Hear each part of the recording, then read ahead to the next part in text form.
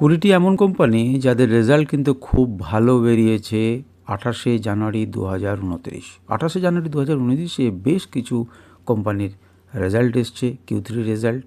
আমরা তাদের মধ্যে 20টি কোম্পানিকে বেছে নিয়েছি যাদের রেজাল্ট মোটামুটি ভালো। সেই লিস্টগুলোকে শুনুন। এই লিস্টগুলোকে নিয়ে কি করতে হবে? এই লিস্টগুলোকে নিয়ে আপনাদেরকে কোম্পানি ধরে ধরে চার্ট দেখবেন, তাদের কোনো সুযোগ রয়েছে কিনা দেখবেন এবং নিজেদের বিচার বিশ্লেষণ করুন। যদি সেখানে দেখেন যে কোনো সুযোগ রয়েছে, তাহলে আপনারা সেখানে ইনভেস্টমেন্ট বা ট্রেডিং করতে পারেন।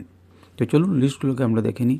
প্রথম নাম্বার হচ্ছে ভেল, 2 নম্বর অ্যামি অর্গ্যানিক্স, 3 হচ্ছে সিস, 4 নম্বর হচ্ছে সোম ডিস্টিলারিজ, 5 নম্বর Mahindra and Mahindra financial services, 6 নম্বর হচ্ছে অসওয়াল অ্যাগ্রো, 7 নম্বর হচ্ছে রয়্যাল ইন্ডিয়া কর্পোরেশন, 8 হচ্ছে IFV industries, 9 Suzlon energy, 10 TVS holdings, 11 হচ্ছে সাই সিল্কস, 12 হচ্ছে ডায়নামিক কেবলস, 13 হিন্দুস্তান জিঙ্ক, 14 হচ্ছে জুবিলিয়ান ইনগ্রেভিয়া, 15 হচ্ছে সিপলা, 16 শ্যাম মেটালিক্স, 17 হচ্ছে TVS মোটর কোম্পানি, 18 হচ্ছে আপডেটার সার্ভিসেস, 19 হচ্ছে ইউনিয়ন ব্যাংক এবং 20 হচ্ছে অরিয়ন প্রো সলিউশন।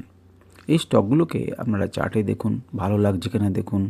বাজার তো খুব পড়ছে, সুতরাং আপনারা দেখুন যে কোনো সুযোগ এখানের মধ্যে আছে কিনা।